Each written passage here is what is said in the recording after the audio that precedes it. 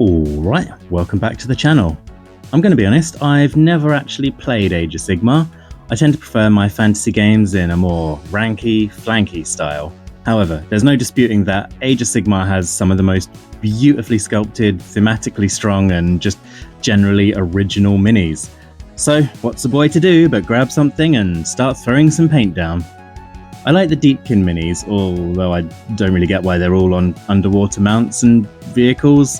I get it's probably explained in the lore. I don't know, I haven't really bothered to look into it. They look cool either way, so whatever. I grabbed one of those guys on the giant eel and let's just get going, shall we? I wanted to try a method where you create some kind of nice colours that act as a base shadow tone. This should also create really nice effects in quite a short time scale. The idea is that if I can smash this out in an afternoon, maybe I'll entertain the idea of a small force that doesn't take me long to paint up.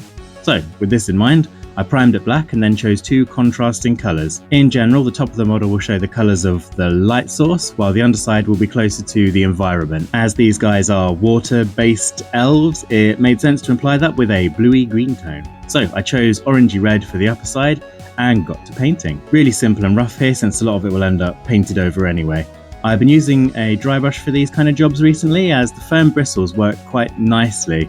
And for this purpose I can make use of it not reaching all of the recessed areas, so they stay mostly dark, and then over a few passes I build up the lighter parts on the raised areas. After a couple of thin layers I have this. I want to give the eel a bit of texture with stippling, which could be a bit messy, so I do this first. This way I can clean up any overspill when I paint those other areas. I use a dry brush again, getting some thin paint and removing most of it on tissue, then just jabbing the brush into the skin over a few layers.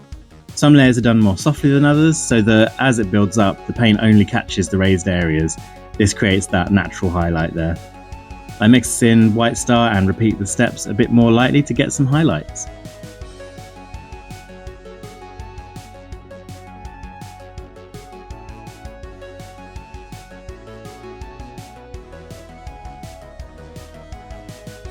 Right, the next part I want to focus on is the metallics, as I want to spend more time here to get a nice effect.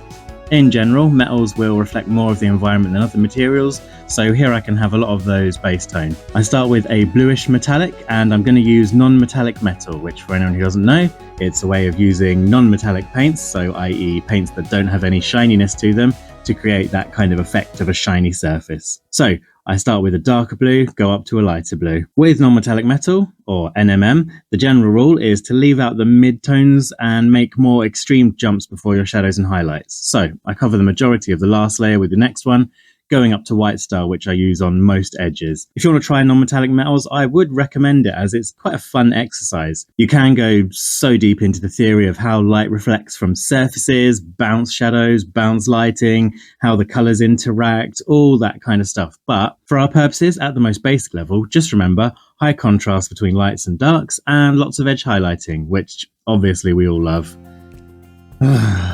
My other metallic colour is going to be a greeny kind of one, so I follow the same steps with green tones. I was going to start with my bright saturated green, but I felt like it was kind of a bit strong, so I started with the lighter colour instead, and then I thought I can glaze it back in later to bring a bit more of that green tone in without overpowering everything. Remember, glazing can be a great tool if you're not sure about a colour to start with, but might want to introduce the hint of it a bit later on.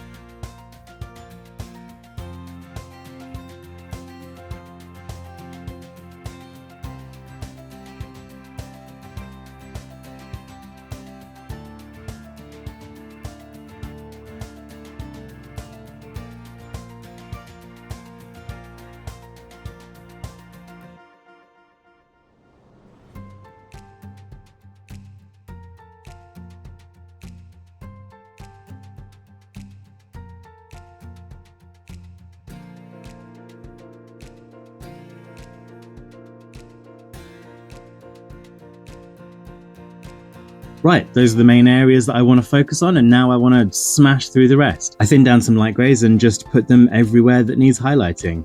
This kind of highlights the base tones, but hopefully because they're thinned, it won't cover them completely, leaving some of the interesting play between the upper and lower facing surfaces.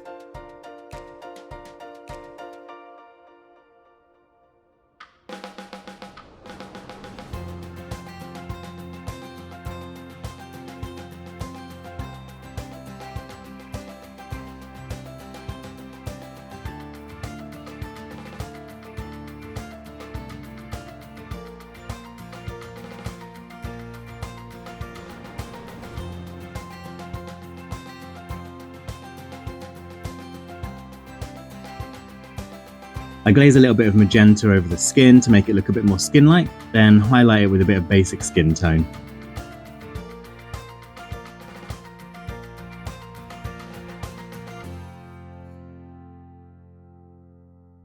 The leather straps, I just leave. I don't need these to stand out, and I'm still conscious of where my time is best spent. This has only taken a couple of hours so far, so I'm pretty happy for time. I neatened some stuff up, including using glazes to go back over areas and going back to the eel skin with more accurate stippling to make it look nicer. Now, no shade or anything, but most YouTubers doing speed paints will say at some point, you can leave this here and it would look totally fine, but I want to do a few more steps. Well, I want a realistic representation of what this looks like in its kind of functional form, so I actually will stop here. I could go and neaten up the various parts, add in some more edge highlighting, deepen the tones, do a bit more glazing and all that kind of stuff, but let's just get the full idea of what this looks like if it's a part of a speed paint army.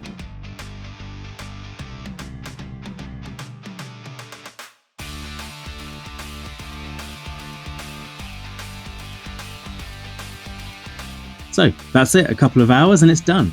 I throw on some basing stuff and get it on the platform for those sweet, sweet glamour shots. All in all, this is a fun method for creating some cool interplay between colours without a huge amount of effort. I might have got more from it if I brought the base coats up to a brighter level, then just highlighted from there, so maybe I'll get a full unit of Deepkin and try that out. What do you reckon? What kind of unit would you recommend I get next? Obviously I want something mounted because those guys are just always awesome. But yeah, a lot of cool Deepkin models out there. Tell me what you reckon I should try and paint in this method. If you watched this far, then thank you. Your views power the sea creatures to swim above water level. Click all the good YouTube buttons, check out my other socials, and go do something you enjoy. Okay, well, bye!